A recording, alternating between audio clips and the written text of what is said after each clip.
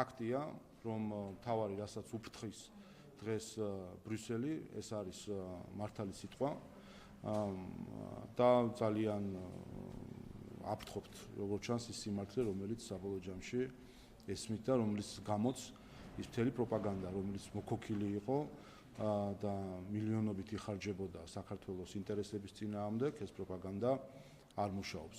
ამიტომ ეს არის ნაწილი საქართველოში თავისუფალი მედიის დახურვისა. სწორედ ეს არის გაგრძელება დიდ ბრიტანეთის მიერ მიღებული მტრული გადაწყვეტილების მედიის წინააღმდეგ, რომლისას მიზანი არის, რომ დაიხუროს თავისუფალი მედია. მუქარას დიდი ხანია ვისმენდით ქალბატონი რასასგან, რომელიც გამოირჩევა ქართული ხალხის მიმართ ფაშისტური განცხადებებით, ამ მუქარას ვისმენდით და ვინაიდან სხვანაირად ვერ ასრულებენ ამ მუქარას, ეხლა თავის რაღაც ვიწრო წრეში, ასე ვთქვათ, პატარა წკენას ცდილობენ თავისუფალი მედიის წინააღმდეგ.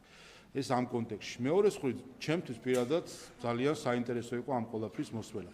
აი მაინც TV პირველი ჟურნალისტები ხართ, აღჭერბათ თქვენ შეგხებიათ პარლამენტის აკრედიტაციის წესის სუსხი. ეთანხმებით ამ გადაწყვეტილებას? თქვენ ეთანხმებით? თქვენ თუ ეთანხმებით? არა, მაინც გეთანხმებით თუ არა?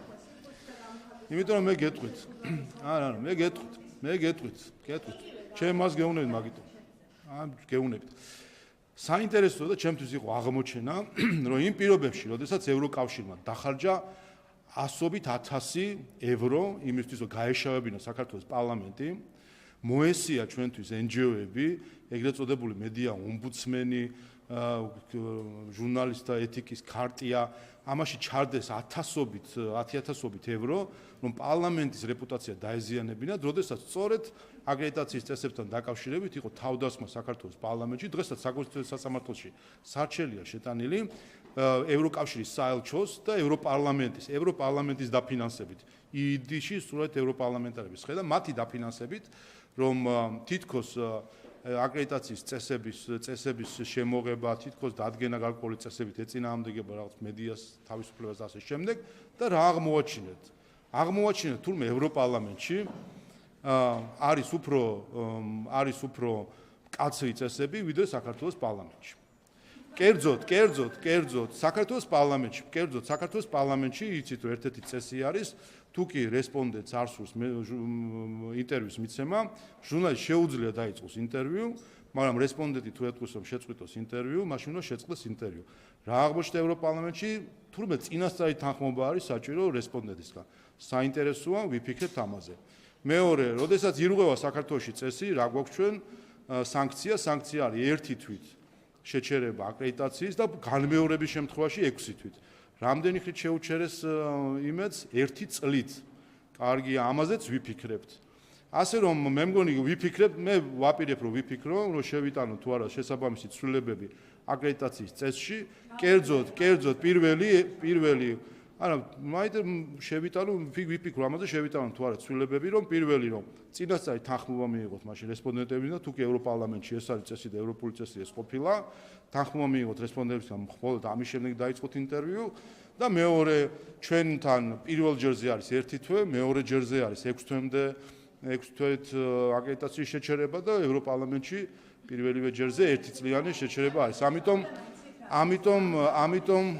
ამიტომ ამაზე აუცილებლად ვიფიქრებ. უბრალოდ თქვენ უნდა იცოდეთ, ამას არსებობს კარგი სიტყვა ფარისევლობა. უნდა მიხვდეთ, რა ფარისევლობა არის ევროპარლამენტში, რა ფარისევლობა არის ბრიუსელში, რა ფარისევლების ხედან ევროკავშირის საელჩოში, რომლებიც აკრიტიკებენ საქართველოს პარლამენტს, აკრიტიკებდნენ და თავდასხმის ობიექტი იყო საქართველოს პარლამენტი იმის გამო, რომ შეეცადა რომ მედიის რაღაც ელემენტარული წესები ყოფილიყო პარლამენტში, რომელიც არის 10-ჯერ უფრო მსუბუქი, როგორც აღმოჩნდა, ვიდრე ევროპარლამენტში იყო. და როგორ ბედავდა ეს ხალხი, საქართველოს პარლამენტს თავს ესხმოდა. და სად არიან ის მედია ომბუდსმენები, საიები, ეთიკის ქარტიები, TI-ები და ესე შემდეგ, სად არიან დღეს? აი ამაში იღებდნენ, აი ამაზე, აი ხა ერთი რამეს უნდა მიხვდეს ყველა უნდა მიხვდეს ერთნაირად. აი ახლა გამოჩნდა რომ ეს NGO-ები იყვნენ დაქირავებული ბრიუსელის მიერ იმისთვის, რომ თავს დასხმოდნენ საქართველოს პარლამენტს, ფულს იღებდნენ იმაში, რომ ყალბი ბრალდებები წამოეყენებინათ და დღეს ისინი ხმას არ მოიღებენ. იცით რატომ? იმიტომ რომ მათი დამქირავებელი ვინც არის, ვინც მათ კვებავს და ფულს აძლევს NGO-ებს, რა თქმა უნდა, იმის წინააღმდეგ ხმას არ მოიღებენ.